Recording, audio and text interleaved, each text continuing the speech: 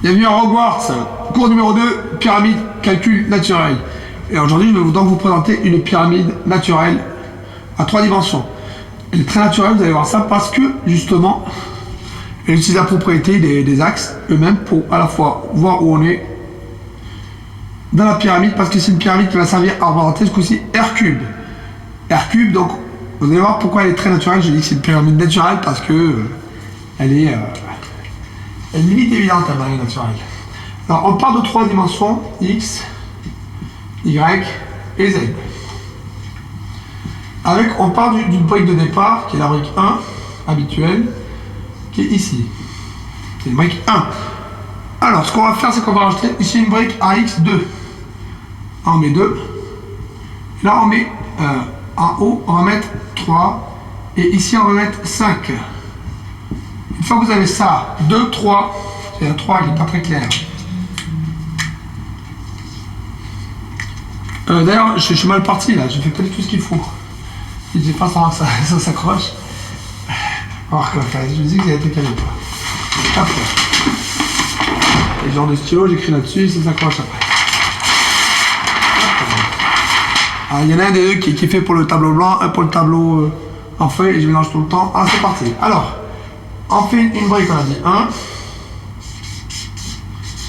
Là, on a dit 2. Là, on a dit 3. Là, on a dit 5. On met X, Y et Z. Donc, on est d'accord que X c'est x2, Y x3, Z x5. Ça, c'est le coup classique. Bon, celui-là, on le connaît déjà, on l'avait déjà présenté, je crois, par le passé.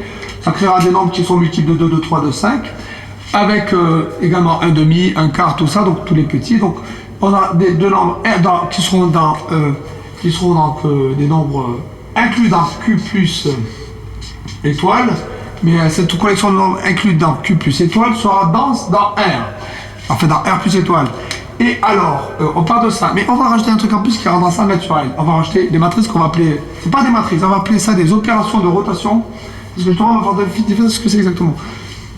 Alors là, on va rajouter l'opération de rotation. On va l'appeler X.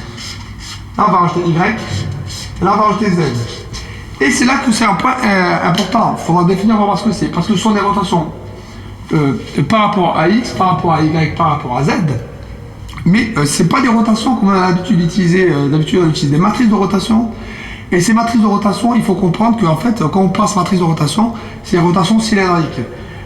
Parce que je prends style X, Y, Z, et je vais fixer un axe et je vais tourner autour d'un axe. Vu que ça tourne autour d'un axe, c'est cylindrique, c'est une opération qui est cylindrique. Nous, ce que l'on veut, c'est utiliser des opérations de rotation sphérique, dans le sens où ça tourne autour d'une sphère toujours, et ça ne sort pas de la sphère. Donc on va appeler ces opérations X, Y et Z. Alors comment on va les définir vraiment? Eh bien, d'abord on a X, alors, c'est le problème, disons que c'est pas d'une clarté, comme ça. Il faut comprendre qu'on va partir d'un point, on va définir une sphère, on va le faire tout de suite. Pour moi, c'est pas d'une clarté mathématique à ce point, parce que je viens d'étudier un peu les matrices rotation. Mais par contre, ça peut se clarifier facilement, enfin j'espère. Donc on part d'une boule. Hop. Une boule. Donc on va dire avec un axe X, Y, Z. X, Y, Z. Alors on va dire l'axe, bon, il est comme ça. L'axe il est là. Et je prends, imaginons que je pars de 1. Le point ici, 1, 0, 0. Et je tourne d'abord on va dire autour de X. Bon, on va dire autour de Y, par exemple, je vais tourner autour de Z. Alors, on peut penser, si je tourne autour de Z, c'est que Z, il ne bouge pas. C'est-à-dire, Z, c'est l'axe qui ne bouge pas.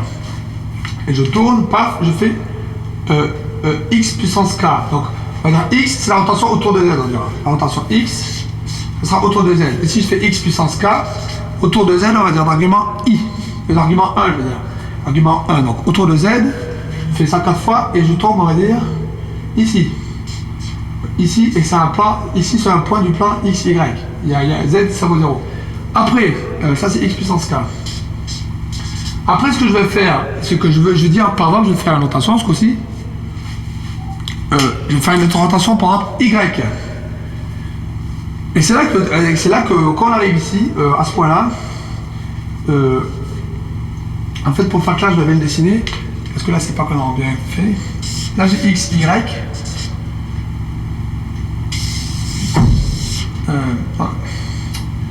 Voilà, un truc comme ça, là. Ça, c'est X, ça, Y. Et après, je peux avoir un Z comme ça, qui fait que ça crée une sorte de boule. Et là, le X, Y qui est comme ça, il est quand même dans le plan X, Y, il n'est pas dans Z. Et mon X qui est là, il est là. La projection, c'est se fait ici. C'est fait ici. Et le X, d'habitude, quand je fais la rotation, on va dire rotation autour de X, par exemple, je fais une rotation cylindrique. À ce moment-là. On est d'accord. Après, c'est clair que si je fais une rotation cylindrique autour de X, je reste sur la sphère, on est d'accord. Je reste sur la sphère. Parce que ça tourne autour de la sphère, bon, elle est comme ça. Mais ça reste cylindrique. Et pourquoi je ne veux pas utiliser ça? Il y a un côté non commutatif que je pense, enfin, c'est pas forcément non commutatif, mais bon, je trouve pas ça naturel, moi déjà. Mais déjà, la rotation cylindrique qu'on utilise, je trouve pas que c'est un concept vraiment naturel. Alors moi, là, d'ici, de ce point-là, plutôt que tourner là, parce qu'après, quand on fait rotation cylindrique, ça veut dire qu'on tourne comme ça. C'est une coupe. On tourne plus autour d'un méridien, on tourne autour d'une coupe. Je trouve pas ça complètement naturel. Là, ce qu'il faudrait, c'est qu'on reparte sur un méridien.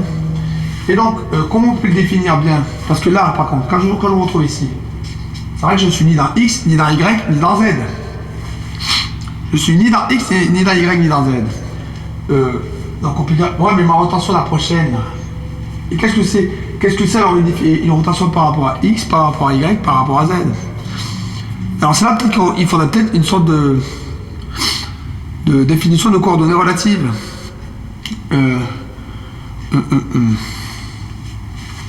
Et là, c'est pas une clarté à nouveau inouïe. Donc on va dire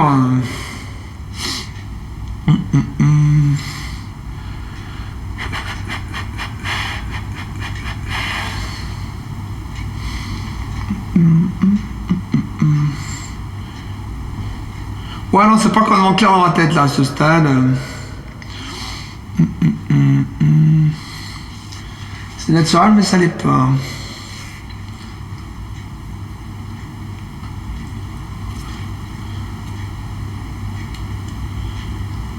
Bon, en tous les cas, vous avez compris qu'il y a deux méthodes déjà pour faire des rotations, et ça c'est un vrai problème en maths sur la rotation de la sphère. C'est un problème qui se pose déjà dans le quantique, qui se pose dans plein de trucs. À chaque fois qu'on aborde une rotation de sphère, c'est un problème en gravité quantique en boucle, on le rencontre, on le rencontre souvent, il le rencontre même en probabilité. Du coup, j'ai écouté Wendell qui utilisait les probabilités des marches arrière. Il disait ouais, ça marche bien en 2 dimensions, en 3 dimensions, on a ce genre de problème qui fait qu'on ne sait jamais dans quel sens on tourne. On ne sait jamais dans quel sens on tourne. Et c'est le problème. Donc vous verrez que bon, nous, ce qu'on utilise en maths, c'est des matrices rotation cylindriques. Il faudrait des rotations plus sphériques, des fois je me dis, et avoir un outil qui soit peut-être plus clair là-dessus. Bon, en tous les cas, ce qu'on va faire, premièrement, on peut dire, on peut quand même utiliser ces rotations, ces rotations cylindriques, on peut les utiliser. Ça fonctionne quand même. Donc on parle de ça là. On va partir de notre pyramide naturelle. Donc, moi quand même je préconiserais de trouver un truc plus cylindrique plus tard. On verra ça plus tard. Pour l'instant on fait un truc, c'est pas, ça sera pas très rigoureux, mais ça sera pas réfléchir. Donc ce qu'on va partir, c'est on part de là-dessus. Voilà, ça m'a l'air un peu casse-gueule cette fois. On va le mettre là. Bon, aujourd'hui on va réfléchir sur du brainstorming. On fera des calculs plus précis une fois. Aujourd'hui, c'est du brainstorming. Alors, ce qu'on va faire, donc on repart de notre matrice qui est là. Hein, donc, d'un côté, on a 1, là, on a 2, X, là, on a 3, Y, et là, on a 5, Z. Donc, on va partir, pour l'instant, on va rester sur nos matrices rotation classique. Rotation, bon, elles sont écrites ici, là, c'est les matrices rotation, j'ai placé, vous voyez. Vous voyez ça ou pas? C'est visible, ça, hein. C'est les matrices rotation X, Y, Z. L'argument 1. Donc on va partir de ça. Donc Donc, ce que l'on peut constater, c'est que si je fais une rotation, par exemple, je pars d'un vecteur 1, 0, 1, 0, 0, tout classique. Je fais une rotation, par exemple, y puissance k en 1, 0, 0. J'obtiens un truc style. J'obtiens un vecteur, celui-là il bouge pas. J'obtiens un vecteur qui est vraiment à tourner y fois autour de. K fois autour de. Autour là, on a des trucs comme ça. Là. X, Y, Z. Ça a tourné k fois comme ça, là, et ça tombe ici, par exemple. Y qui est toujours à 0. Et donc, on obtiendra un truc style cosinus k.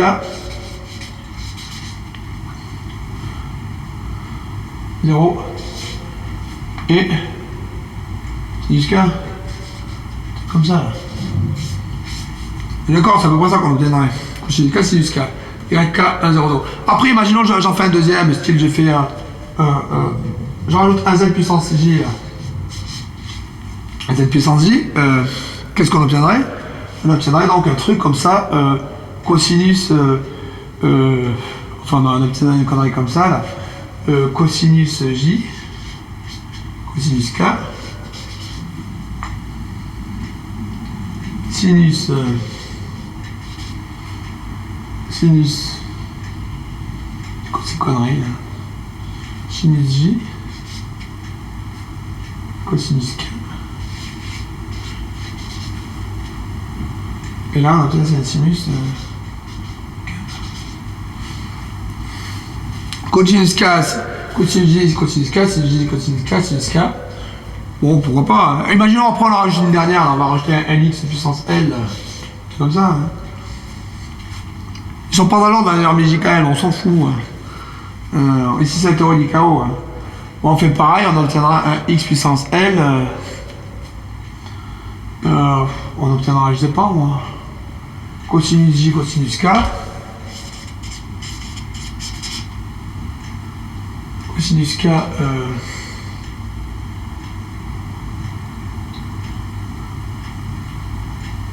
Cosinus L. Cosinus J. Cosinus L. Sinus J. Cosinus K.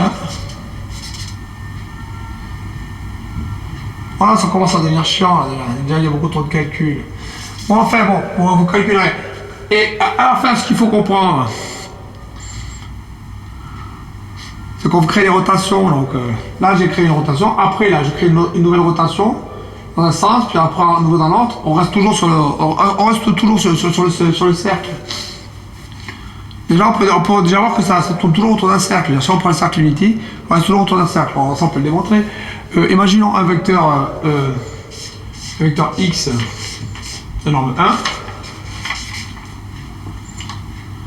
Je prends une rotation.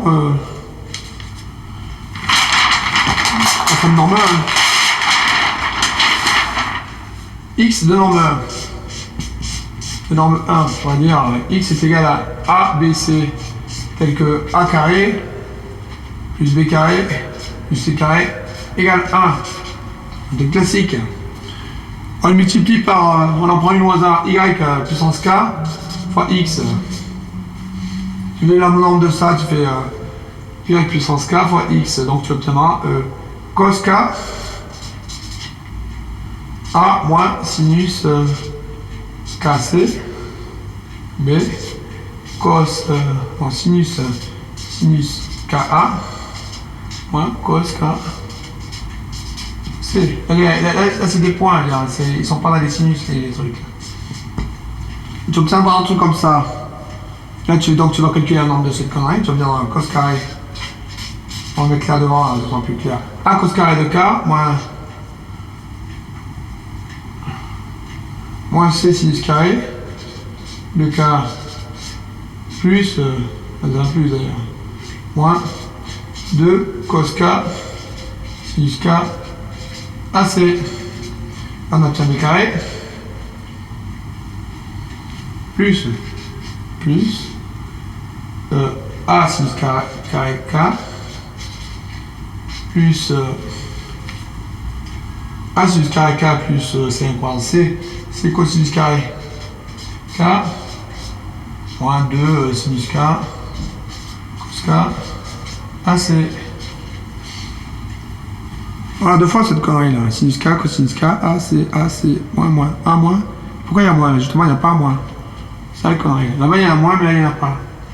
Lui, il n'y est pas, là, ce moins. Ça, c'est pas un moins, donc là, c'est un plus. Donc, derrière celui-là et celui-là, ils se virent. C'est cosinus carré K, AC. Donc, ce qu'on obtient, c'est A plus C, cos carré K. Et A plus C, sinus carré K. Et sinus carré, c'est égal à moins cosinus carré. Donc, plus A plus C dans sinus carré K. Mais les deux, les sommes, ils vont faire... ça, c'est A plus C. Et après, on a B carré. Et là, c'est un point parce que c'est A carré plus B carré qu'il fallait avoir. Donc, on a fait une erreur. Et c'est quoi le problème? Parce que là, c'est des carrés. Là, c'est A carré. Là, c'est C carré. Et 2AC, ouais, ça c'est bon. A carré, C carré. Donc là, c'est des carrés. Donc, on obtient A carré plus C carré plus B carré. Donc, c'est bien de norme 1. Donc, on prend un vecteur de norme 1, quelconque. On met une rotation, on en a pris une. On la met à puissance K. Bon, on aurait pu prendre celle qu'on voudrait. On reste dans norme 1. Donc déjà, on peut voir que donc, les circularités, bon, déjà, ils se tapent par les rotations. Au moins c'est ça, au moins on est rassuré. C'est les rotations cylindriques, mais elles tournent quand même autour de la sphère. Mais quand même, ça nous pose toujours des problèmes de réflexion où on se trouve. Bon, ça, c'est un autre souci. Donc on va partir de rotation. La rotation reste bien dans notre sphère quand elle est sphérique. Au moins, c'est le point qu'on se posait la question pour être sûr. Pas de problème. Est-ce que c'est vraiment ce que l'on veut, les rotations sphériques cylindriques? Je ne suis pas sûr. Tant que ça reste quand même dans notre sphère, bon, c'est notre fameux, le gros spécial linéaire, une connerie comme ça, bon, toutes ces conneries, c'est quand même des trucs qui restent un peu stables, ça part pas n'importe où. Mais des fois, je me demande si c'est la bonne, déjà, le bon chemin de départ de faire des trucs cylindriques. Bon, alors on repart sur notre pyramide, donc on a 2x, 1, 3y, 5z. Donc je dis qu'elle est naturelle parce que c'est donc. Quand on va vers le x, on multiplie par 2, et on fait des rotations comme ça, rotation matricielle, donc suivant l'axe x, et d'argument 1, et on en fait autant qu'on en veut. Donc si là on arrive à 16, là, on obtient 16 points, 16 c'est quoi? C'est x4, donc 16, x4 on aura. Donc on aura, premièrement, un module de 16, et une rotation sur x de numéro 4. Donc, en plus de savoir exactement où on est dans la valeur du module, dans cette pyramide, on saura où on est dans les rotations. Alors, ici, par exemple, là, et donc on dessine comme ça, et alors, qu'est-ce qu'on obtiendra? D'un côté, on obtiendra les modules. Et 2, 3, 5, c'est dense, on a dit. Dans Q plus étoile, c'est des nombres qui appartiennent, c'est une famille. 2, 3, 5, c'est une famille libre. Ils sont supérieurs à 2 de nombre de Q plus étoile. Ça créera un espace dense dans R plus étoile. Donc au moins on aura déjà la densité des modules, c'est-à-dire quel que soit le module qu'on utilisera, on pourra l'approcher aussi petit qu'on veut par un truc comme ça, avec 2, 3, 5. Pour X, Y, Z, pour la rotation, bon, on partira dans la direction qu'on veut. On aura aussi théoriquement la rotation qu'on veut. Donc théoriquement on devra avoir ce qu'on veut. On peut théoriquement, on peut imaginer qu'on peut comme ça obtenir ce qu'on veut. Mais quand même, et l'astuce, faut pas l'oublier, c'est que le 2 était lié au X, le 3 Y, le 5 Z. Donc c'est ça qu'on va faire un calcul tout de suite. Donc si on part de 2, 3, si on part de 2 puissance, on va dire A, X puissance A, 3 puissance B, Y puissance B, et 5 puissance C, point Z puissance C. En gros, là je fais l'expansion en A, là en B, et là en C. On obtient un nombre. Le nombre, donc, dans cet espace-là, il aura pour coordonnées donc ABC, le quadrillage. Ça sera donc celui-là, fois celui-là, fois celui-là. Et ce que l'on veut savoir, si ce nombre-là, avec ce nombre-là, on peut viser un autre nombre, qui sera par exemple 2 puissance K, 3 puissance Y, donc K puissance I, KL, donc KL, 5 puissance M, fois, on peut dire, une matrice, une rotation qu'on peut choisir, celle que l'on veut, par exemple, X puissance X, Y puissance Y, et Z puissance Z. Et là, on voit que c'est pas pareil, parce que là, on a le A qui est le A, le B qui est le B, le C qui est le C, et on a X, Y, Z qui est différent de KLM. C'est là la difficulté, mais c'est pas une grosse difficulté, on va pas penser. C'est quand même une difficulté. Alors, ce que l'on veut savoir, x, y, z. On sait déjà qu'il y a une forme de liaison, dans le sens où on tourne dans un sens, on tourne dans l'autre. Si je tourne dans un sens, il faut que de 2 rotations. Avec 2 rotations, je peux générer théoriquement toutes les rotations, il me semble. Enfin, je crois. Je crois que 2 rotations, ça suffira. Bon, là, on en a 3. Donc, il y a une forme de redondance. Là, le x, y, z, on peut considérer qu'on les a pris en R. Hein. On fait la R plus étoile. C'est pas fort, parce que. Après, on pourra avoir, bon. Et donc, R plus étoile. Donc, si on a ça qui égale ça, exactement, ou si on a ça qui égale ça, proche de l'epsilon, c'est pas le même problème déjà aussi. Ce qu'on cherche vraiment. On va dire, premièrement, on va dire ça c'est. Ça c'est dans cube. On va dire ça c'est les entiers relatifs. On va déjà chercher un cas d'égalité, voilà. Le cas d'égalité exact, c'est simple, hein, je veux dire. La décomposition A, B, C, K, L, M, donc c'est-à-dire que XA, YB, ZC est égal à XX, YX, ZZ. Plus compliqué que ça. Hein. XA, YB, ZC est égal à XX, YI, YZZ. Si on cherche l'égalité exacte, c'est celle-là que je chercherai. On a dit que donc il y a une forme de redondance, bon.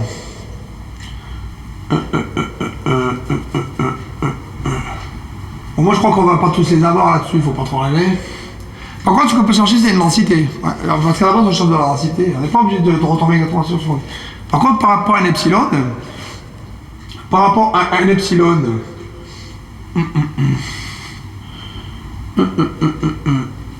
est-ce qu'on peut y arriver par rapport à un epsilon? C'est pas la même question. Dans ce cas-là, ce que l'on cherchera,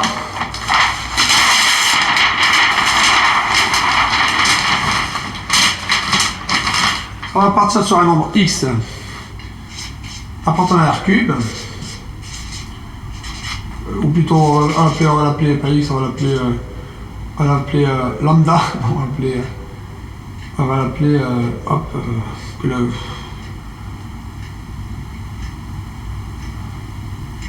ce qui peut utiliser, on va l'appeler h. On va chercher h appartenant à R cube, c'est un nom qu'on va chercher, c'est un vecteur.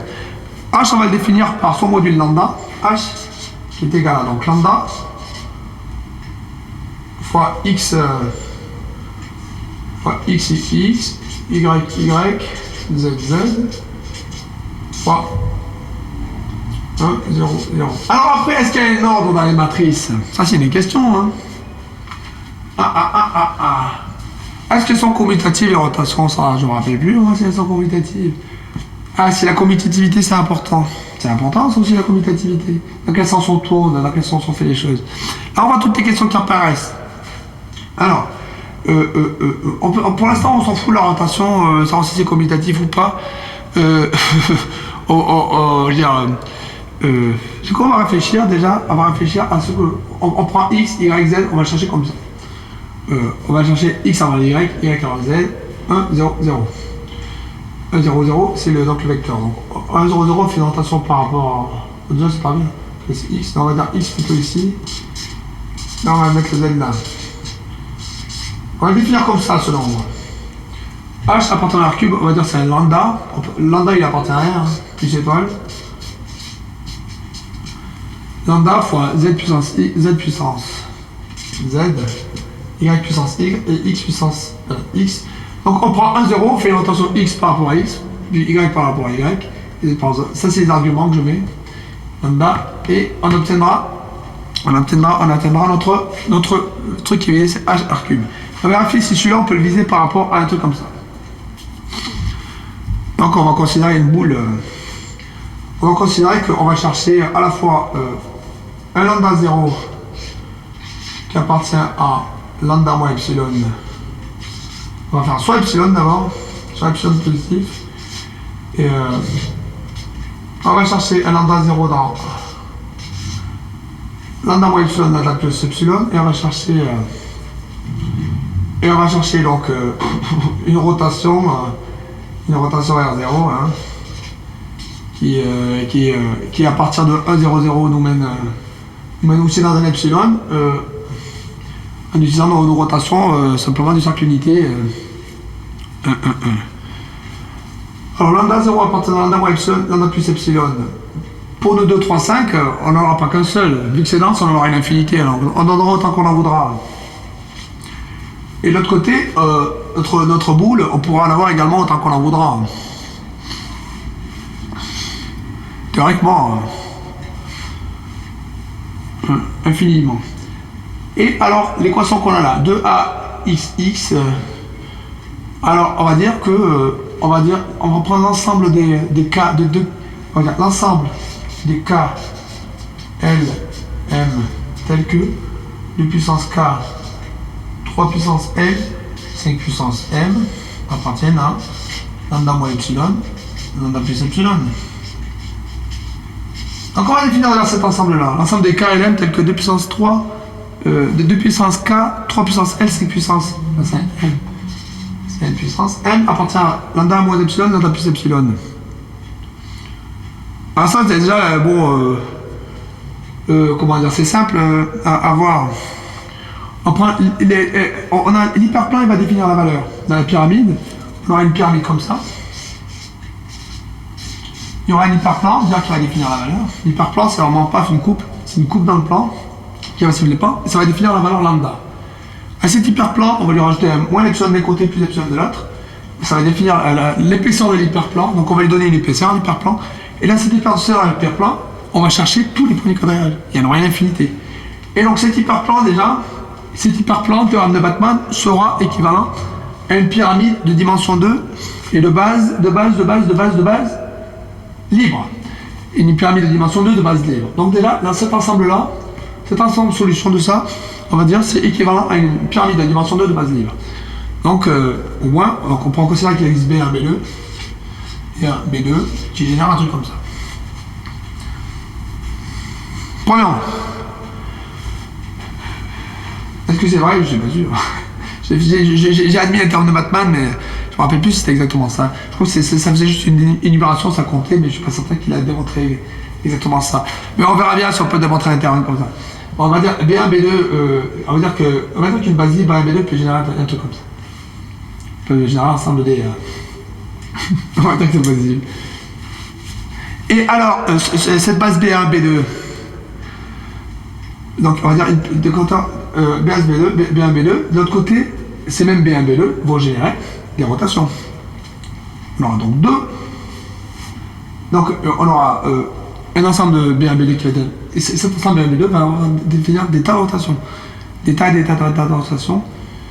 Et qu'est-ce que ça va définir comme rotation, théoriquement? Le théorème, je le fais de manière intuitive, vu qu'il y en a deux et qu'il en faut que deux pour générer la sphère, ça va définir ces rotations, un sous-ensemble dense de la sphère unité. Donc théoriquement, on devrait y arriver. Parce qu'avec simplement deux, on définira un sous-ensemble dense de la sphère unité. Donc déjà, je peux prétendre, sans le démontrer rigoureusement, que ainsi cette pyramide naturelle suffira pour faire un cube. Donc on peut considérer que c'est une meilleure quantité de R cube assez simple. Bien qu'on aurait préféré quand même avoir, pour plus d'élégance, des rotations sphériques plutôt que des rotations cylindriques. Donc enfin, c'est une intuition que j'ai eue là il y a 2-3 jours, ou peut-être j'ai eu il y a 20 ans, je ne peux pas vous faire dire la vérité, je ne sais plus. Et en tous les cas, on fera ça plus tard, parce que j'ai pas fait les calculs à ce stade, parce que j'ai fait les marre. Je ferai les calculs bien rigoureux dans un prochain cours, mais celui pour représenter celle-là, il était pas mal. Alors après, on peut imaginer, on peut subodorer Rn, R infini. Bon, on va le faire tout de suite, avec le même principe intuitif où on démontre rien, et à la fin on démontrera tout, peut-être. Alors.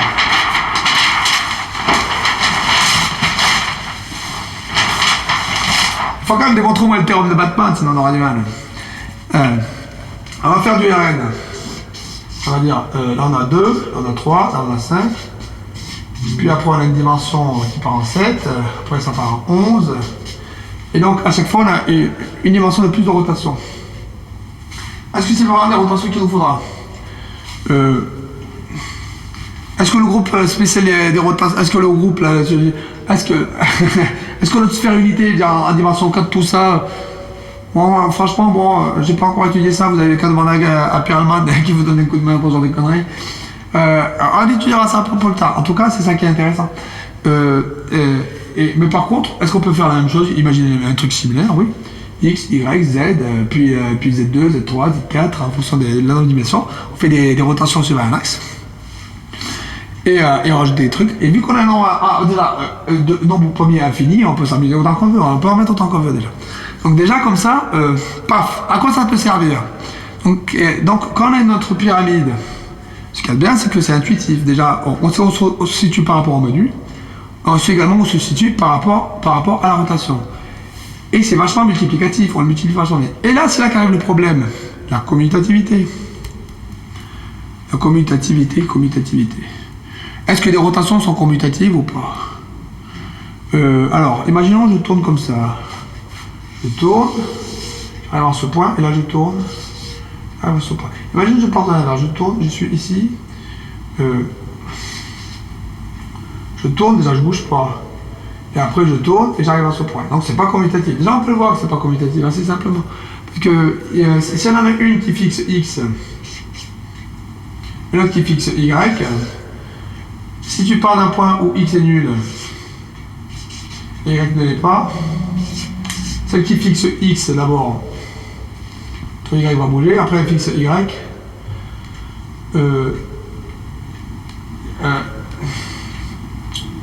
Elle fixe Y. Ouais, c'est à peu près ça l'idée. Comme ça, on voit que c'est pas commutatif, on va tout de suite. On va faire le calcul rapidement. Alors, on va prendre des rotations. Parce que c'est vrai que je pourrais vérifier dans Wikipédia, hein, mais j'aime pas les vérifications quand c'est comme ça, je préfère les trouver moi-même. Alors, si on prend une qui fait comme ça, là, cosinus, moins sinus, sinus, cosinus, 0, 0, 0, 0. Celle-là, elle fixe les X par exemple. Cette rotation, elle fixe les X. J'ai une deuxième qui fixe les Y. Cosinus, moins sinus, 1, cosinus, sinus, cosinus. Là, elle fixe les Y. On part d'un truc X est nul.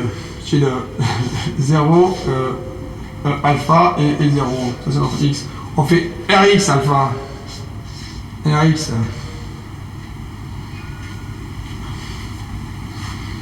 Est-ce que c'est vraiment celle-là qu'on veut d'ailleurs? Non, c'est même pas ça. Non. On parle justement, non, c'est pas celle-là. On parle de alpha 0, 0. C'est mieux. On parle de celle-là, c'est bien. On fait Rx de ça. Rx. Nous, on va l'appeler bêta. Rx.bêta. Il va pas bouger ce con, il va faire juste alpha. Déjà, il est mal parti, il n'a pas bougé. Après, on fait une ry.rx.bêta. On obtient quoi? Alpha 0, 0. Alpha Charlie 0, 0. Alpha cos 0. Et alpha cos alpha sin. C'est le classique. Si par contre on fait l'inverse, qu'on fait ry, rx bêta,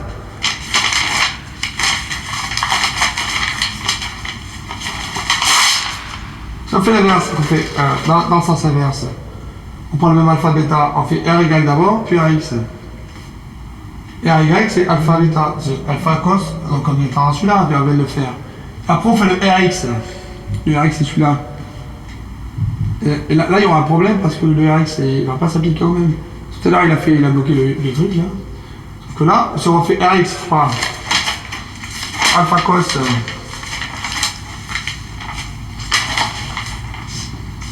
alpha cos 0, alpha sin, on obtient alpha cos 0, moins alpha sin carré, et alpha cos sin. C'est ce nombre-là qu'on obtiendra. D'un côté on obtiendra ce nombre, et d'un côté on obtiendra celui-là. C'est pas les mêmes nombres. Enfin, il y a des cas d'égalité, peut-être. Dans le cas général, c'est pas le même nombre. Et c'est pour ça que c'est pas commutatif. Les rotations déjà à la base sont pas commutatives. Ça pose un souci quand même. Parce que ce que j'ai dit tout à l'heure, de manière intuitive, ça me semble. Ouais, déjà c'est. Bon. C'est pas si simple. À cause de la non-commutativité. La non-commutativité, ça posera toujours un souci là-dessus. Donc il faudra étudier ça rigoureusement, voir où ça mène. Et est-ce qu'on peut justement remplacer ces rotations non commutatives Tout simplement par des putains de rotations commutatives. Ah oui. Est-ce qu'on peut tourner de manière commutative?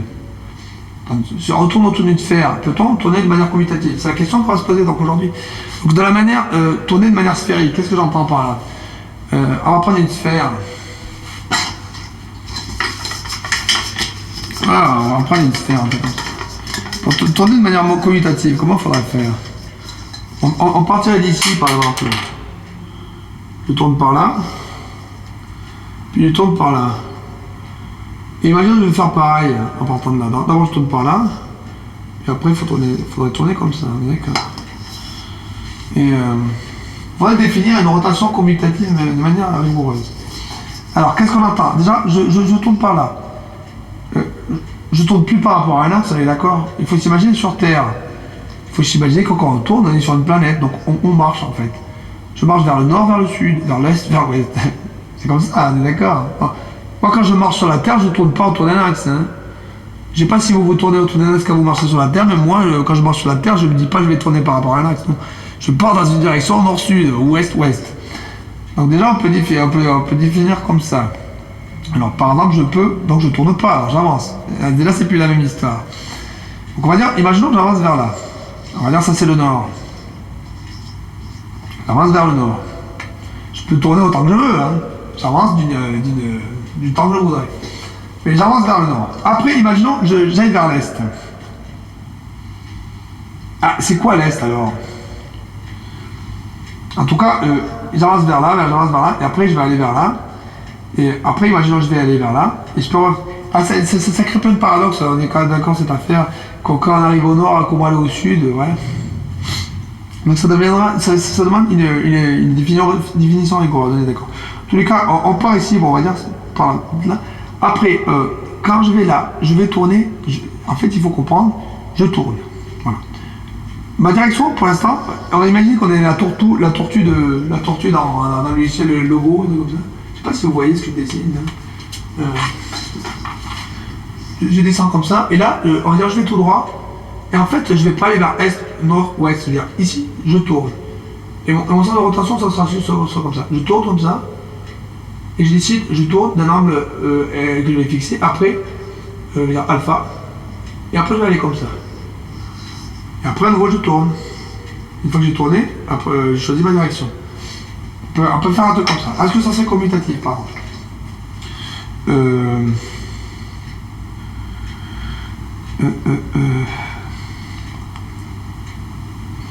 Et quel est l'alpha et quelle est la distance?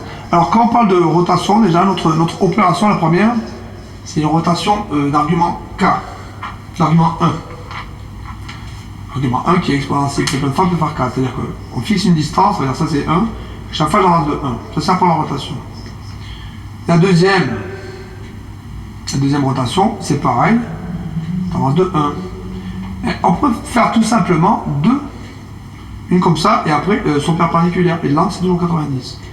Tu avances 2 cas, comme ça, pam. Et c'est toujours par rapport à un méridien, par contre. Et là, ça, si on fait comme ça, tac et tac, tout le temps par rapport à un méridien, est-ce qu'un truc comme ça, ça serait commutatif? Imaginons, là, j'en fais K.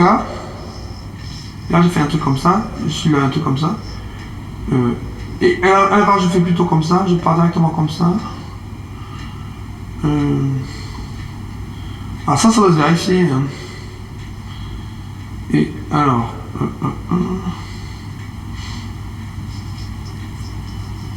Parce qu'il faut faire plus grand, je pense, pour y arriver. Parce que le petit, là, on y arrive. Un, il fait un truc comme ça, et le deuxième...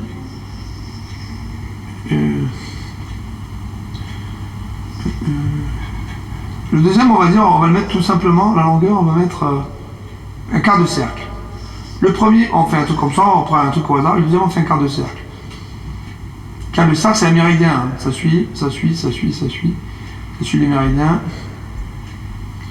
Le quart de cercle, il va se remettre là, un point là, ici, il sera aligné avec celui-là. Et le deuxième, on fait pareil. Alors, on fait l'inversé. On fait tout de suite le quart de cercle. Donc on arrive au même point. Et après on avance. Et là, c'est pas commutatif tout de suite. C'est à nouveau pas commutatif.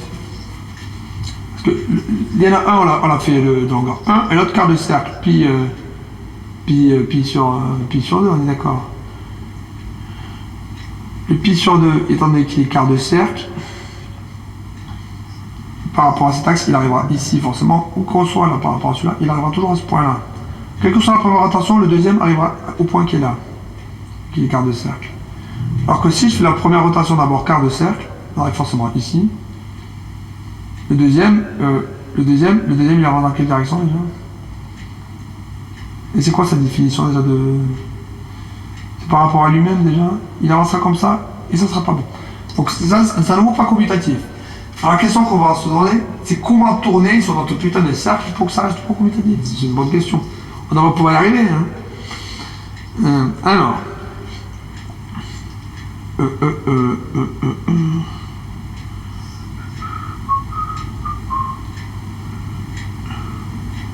Bon, je réfléchirai pour la prochaine fois, je te tiens au courant. Ça, c'est ma suite. Est-ce que c'est important, la non-commutativité, commutativité? Oh, je sais pas. Hein. En tout cas, ça c'était une idée, il faudra le creuser parce qu'on quand on pense tout de suite non-commutatif d'un coup, ah, peut-être qu'on aura un problème là, si on y arrivera. Faudra voir. Et on pourra, enfin, faudra faire ça de manière rigoureuse. C'est quand même un truc qui doit se vérifier. Et ça pose un souci. Et par contre, savoir si on peut tourner de manière commutative dans une sphère, c'est une question à penser à résoudre, non, quand même. Ou pas. Et la suite la prochaine fois. Ciao. Hop, allez, on va terminer là-dessus. J'ai fait une petite coupure, juste temps de réflexion. Parce que le prochain cours à suivre, ce qu'on va faire, c'est qu'on va essayer de résoudre. On va essayer de résoudre cette affaire de façon monk. On va dire la rotation, ce qu'on cherche, c'est. On aura un problème. Rotation commutative. Non, des rotations commutatives. Alors, on va essayer une solution qui est simple. Enfin, simple. On va essayer de définir par exemple. Donc, on est d'accord là-dessus. Un truc comme ça. On imagine notre personnage prédéfini avec un axe XY. Comme ça. Il a ça dans sa tête. Ou qu'il avance, il a son axe XY. Comme ça. Et dès la base, c'est pas clair. Dans le sens. C'est comme s'il y avait une convention dans lui-même. Une convention même en nous qui fait qu'on le supporte comme. On le met comme ça. Et. Dès la base, en fait, quand on a décidé que lui il serait comme ça et puis il serait comme ça, on a appliqué à chaque point de la sphère, une orientation. On a fait ça de manière inconsciente. On l'a fait. Et on sait que cette orientation qu'on a fait, qu'on définit à chaque point de la sphère, qu'on fait intuitivement, on sait qu'elle est pas bonne. Elle ne convient pas. Cette orientation comme ça, ne convient pas. Donc on va essayer de changer d'orientation. On va dire, par exemple, là ça pourrait être cette orientation là, et quand il est ici, ça pourrait être cette orientation là, pour x, y. Et en fonction de chaque point, on va définir à chaque point de la sphère une orientation. Alors, on peut considérer que ce truc là, on le fait tourner de pi sur 2, il fait un tour, et quand il revient ici, il a fait un tour complet, pardon. On peut refaire cette définition là.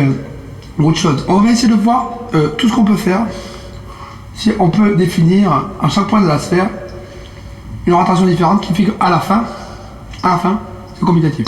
Et c'est pas les données si simples, parce que s'il faut le faire dans la direction, il faut le faire dans toutes les directions. Est-ce que c'est possible à faire? On peut déjà se poser cette question-là. Là, on peut se poser cette question-là. Alors, imaginons, là, je fais un tour dans ce sens-là. Quand j'avance comme ça, pam, j'ai fait un tour comme ça. L'orientation a fait un tour. Ok. Et dans les autres directions, alors comment ça se passe? C'est censé être pareil. Et donc, quand on avance dans cette direction-là, théoriquement, il est censé faire un tour aussi. Et donc, quand je cumule les deux, il est censé... Ah, c'est pas des questions aussi simples que ça soulève. Bon, on verra ce qu'on peut faire. En tout cas, ce sera on verra. Donc, en fait, ce qu'on va essayer de voir, c'est de quelle manière on peut définir des rotations autour d'une sphère qui soit commutative. Et je pars vers l'est, je pars au nord, genre, arrivons ou pas, quand je pars au nord, je pars à l'est. C'est vrai que ça marche pas. Je suis au sud... je suis à l'équateur, je vais à 20... je suis là, ici, équateur. Je vais 12 000 km au nord, j'arrive au nord. D'accord. Ah non, c'est plus dans quelle direction l'est, c'est l'ouest, c'est le sud. Bon, c'est mal défini. Hein. Bon, ça c'est géographie. Ça, on va essayer de faire ça mathématiquement. Déjà, on va pas définir nord-sud. Non, il faudra essayer de voir si ça se fait, c'est même pas possible. Ça se fait, c'est possible. Ça se fait, on a déjà résolu les matheux. Hein. Ah, c'est les questions ouvertes qu'on essaie de résoudre le prochain coup.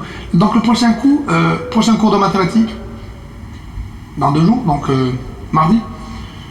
Et si tout se passe bien,